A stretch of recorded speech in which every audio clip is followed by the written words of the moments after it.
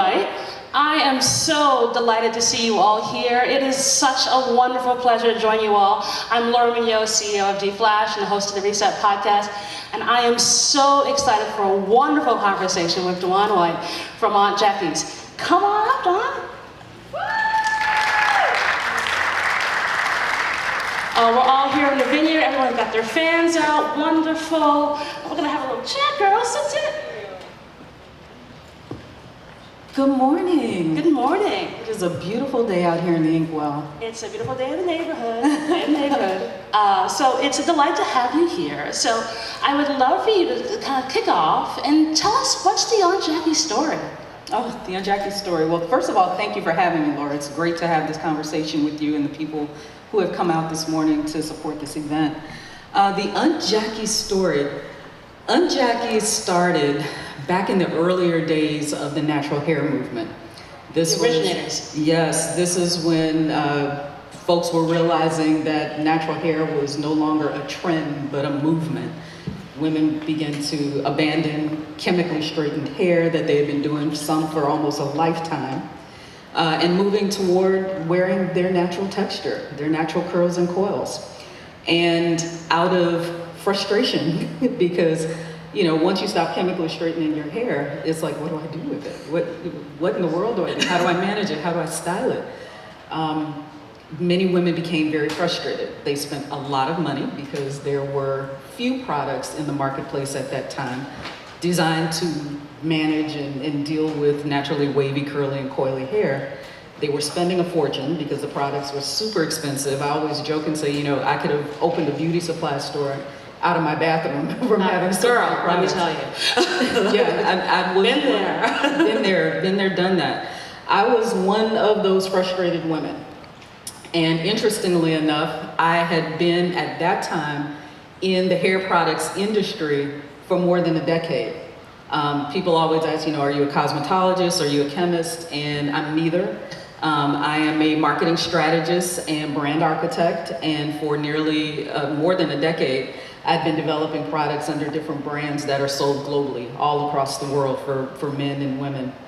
And here I was, the marketing and brand professional in this industry, and frustrated with my own natural hair journey.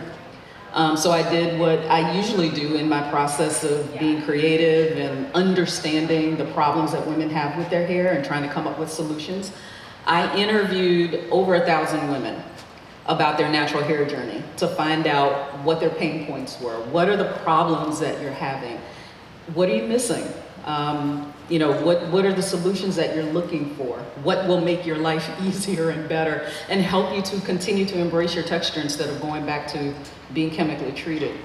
And I took all of that information, took those frustrations, drew from that, and was really actually happy to see that I wasn't the only person going through that in my journey. There were a little bit of reassurance. Yes, and I needed it at that time. But used all of that information to then go back to my product development team and be very thoughtful and very specific about creating a line of products that could work across the texture spectrum.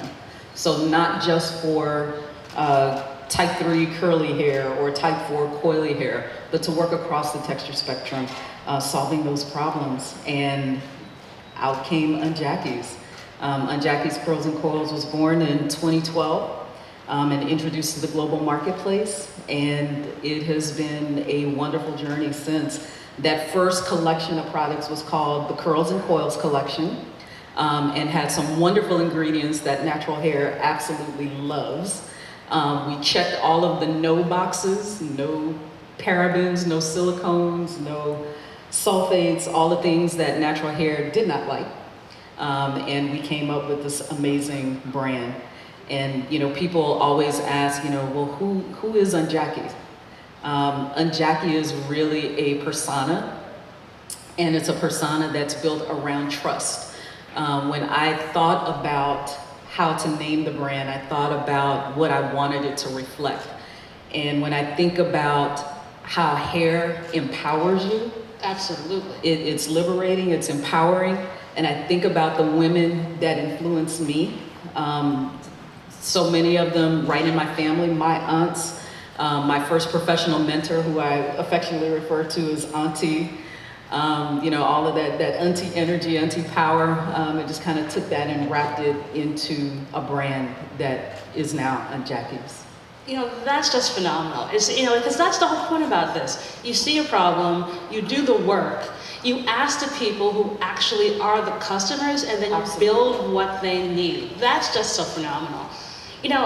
Hearing your story, this is fantastic. So what inspires you the most about what you do?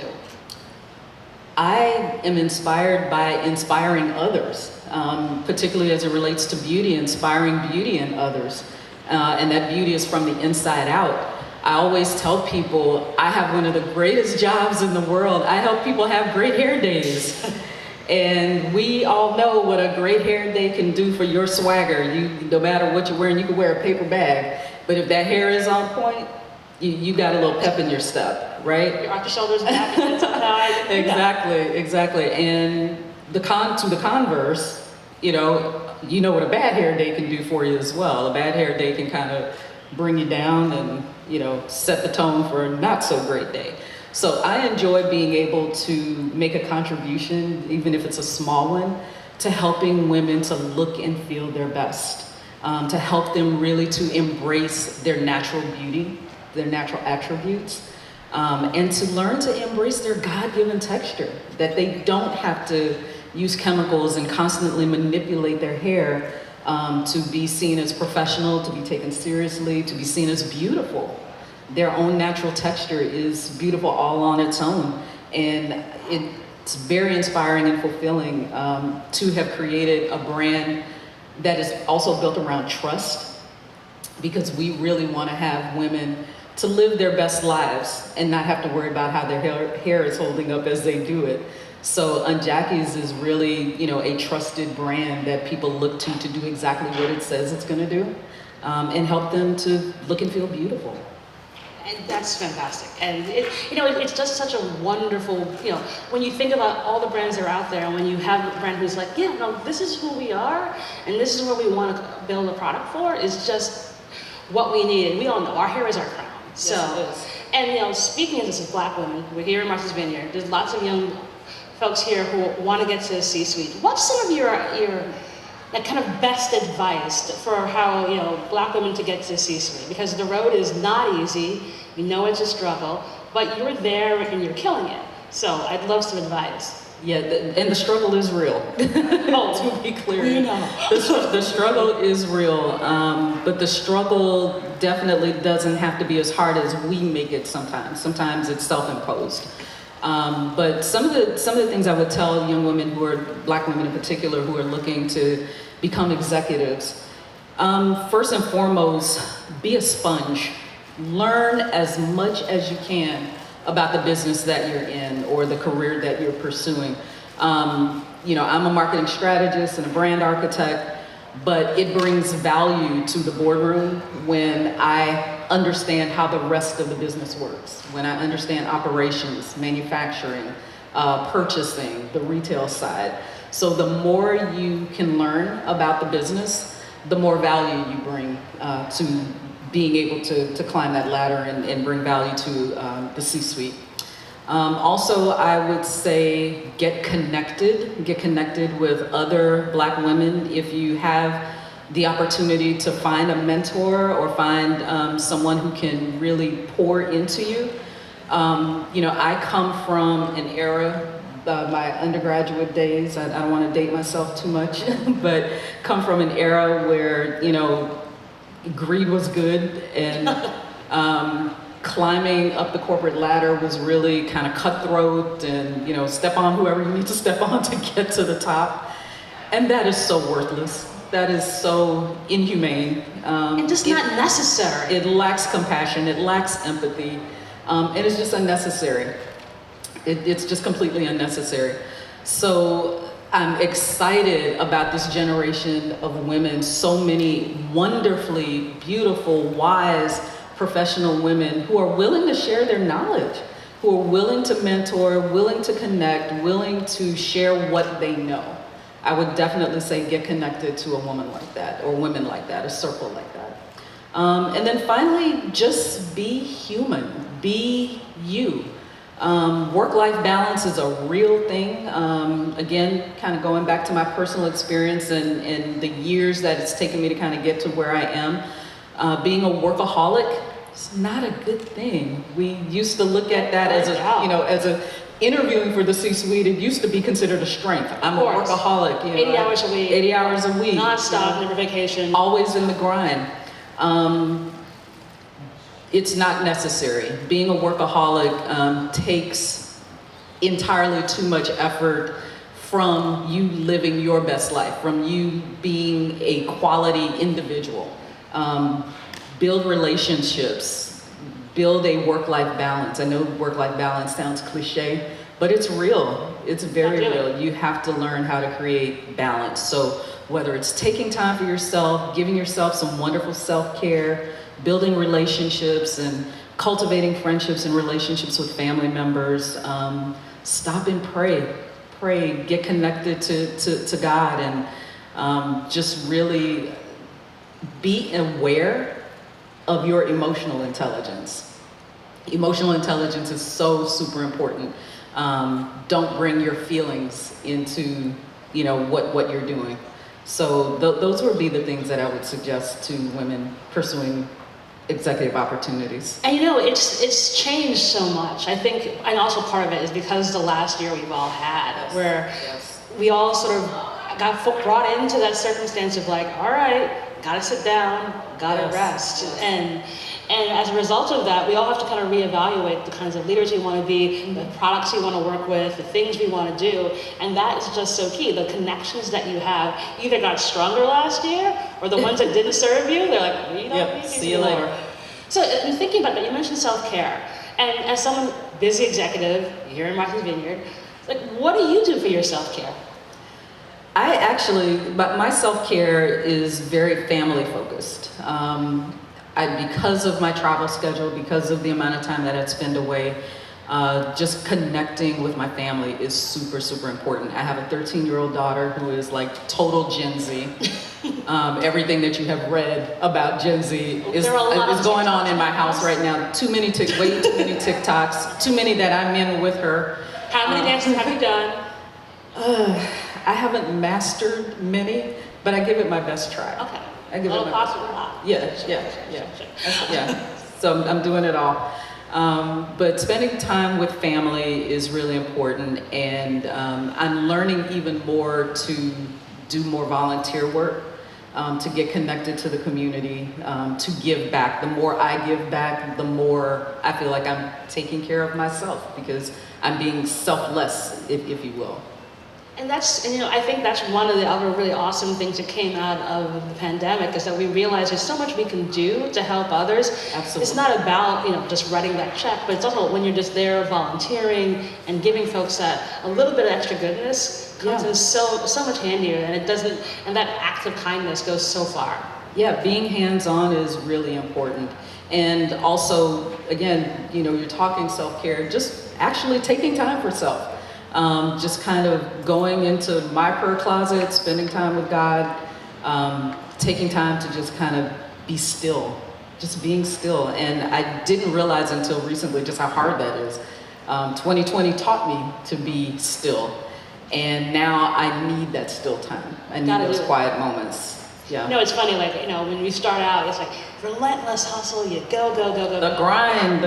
And so my new thing is relentless rest. There you go. I like that. I'm gonna have to borrow that. You are welcome. And thinking about all that now and how you rose to the C-suite, what would you think you'd tell your 25-year-old self?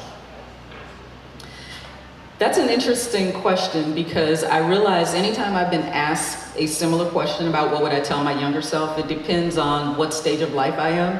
The answer is different. The answer is different. So right now, I would tell my younger self to not be so anxious to live up to your potential, but to walk in your purpose. And I think there's a big difference there. Especially as Black women, we have the potential to do almost anything we want to do. When we channel our inner superwoman, it comes out, and the potential is limitless. We can do just about anything we set our minds to. But pursuing, that really, if it doesn't have purpose, it doesn't have meaning. And purpose gives meaning and focus and realness and something to really hold on to in your day-to-day. And purpose is also, your core values are part of your purpose. And it helps with how you approach life, how you approach relationships, your decision making. So I would definitely say be less about living up to your potential, because potential is all about self. But if you walk in your purpose is affecting everybody else around you. And that's so true. It's just like when you walk in your purpose, so much changes. It does. And also, the feeling is different. It means much more. It is fulfilling, it is rewarding, and again, when you can look at life and not make it all about you and realize that you're put here to love other people, to be kind to other people, to show grace to other people. So purpose is all about that. And so finally for you, what's next for Aunt Jackie's, other than hanging here in Martha's Vineyard and having a fantastic time? Yes, what's next for Aunt Jackie's? Well, kind of going back to having the mindset of an intrapreneur, which, kudos to all the amazing women who are entrepreneurs and founders of some of the most amazing hair brands that are out there right now. Unlike them, I'm not a founder, but I am an intrapreneur. And what that means is I have some autonomy and some level of flexibility to be more creative and move outside of the traditional way that we do things, and introduce products into the marketplace. And from an intrapreneur's perspective, what's next for Aunt Jackie's is evolving. It's time for Aunt Jackie's to evolve. Like with any entrepreneur, they would tell you at some point you got to disrupt yourself, or you're going to get disrupted. So Aunt Jackie's is evolving. We're doing new things. We've got new products that meet a variety of different types of needs and our solutions for problems that women and men have. I'm excited to share here at the Inkwell that we have our latest collection called the Aloe and Mint collection, that we are just launching the full collection very soon. Congrats! Thank you. This will be the 9th collection of Aunt Jackie's. And it is the first collection that is specifically developed to be gender neutral. Oh, so wow. We have men all around the world who trust and love Aunt Jackie's, but this time we were much more intentional as they're getting more into their own grooming and taking ownership of how they want to look and feel as well. We embrace that, and we now have products available for them. So this is a gender neutral line that is also about self-care. Aloe and mint are wonderful, relaxing ingredients, some relaxing, some stimulating ingredients that really turn your wash day into a wash day experience. So it's all come on now, you got to give us a little bit more about that. For people with natural texture, wash day can be a nightmare. Wash day is something you've got to plan for, you've got to set time aside. But we have come out with 5 new products within this collection to really help with manageability, with styling, and to just really give you this refreshing feeling. So your wash day becomes like a spa treatment for you. Right. Now, so what made you guys go gender neutral? So obviously, of course, because, men have been using your products, but, that's super duper innovative for a black hair care brand to go gender neutral. What was the sort of impetus that we're going to do this? Yeah, well, I'm a consumer insights geek and I love studying consumer behavior and really being consumer centric, understanding what the consumer is really looking for. So the more I read, the more I study, the more people that I talk to and interview, men definitely, for so long they have been left out. It's been all about women, but men want to look good, they want to feel good, they want that swagger as well. And now that the industry has really created space, retail has created space for men's grooming, now is the time to definitely make that jump and make that transition and provide products that men will be able to use, to enjoy. It works for them, and men and women, period, that the products are affordable, because that's another attribute of Aunt Jackie's. Natural hair products can cost a pretty penny. They can break the wallet. And it was my desire to make sure that we put out high quality products with great ingredients that do what they say they're gonna do. People can trust them to do exactly what they say they're gonna do, and they're affordable, because we want people to be able to not give up on their natural journey and just feeling good about themselves because they can't afford the products to be able to do that. So that's kind of where we are, and that's what brought about the gender neutral line. Awesome. Well, that's fantastic. Well, Dewan, I could keep talking to you, but one last thing for you. What's the one thing that made you want to be part of this experience today? Oh, wow. Besides coming to this lovely venue, Martha's Vineyard is fantastic. It's important, I believe, to share what I know. Again, that going back to that connectedness, to share with the community what I know, especially with the textured hair community, to let them know that they have an ally. Aunt Jackie's is a brand that is trusted by so many women and now men. I just want to make sure that story gets out, to let people know that there are solutions for the hair problems that they have. Wonderful. Well, Dewan, you are a delight. It's such a pleasure speaking with you. Thank you so much for helping us kick off Inkwell today. We'll give it up for the amazing blonde wife from Aunt Jackie. Thank you. All right. Thank you for inviting me to be here. I appreciate it. Absolutely. And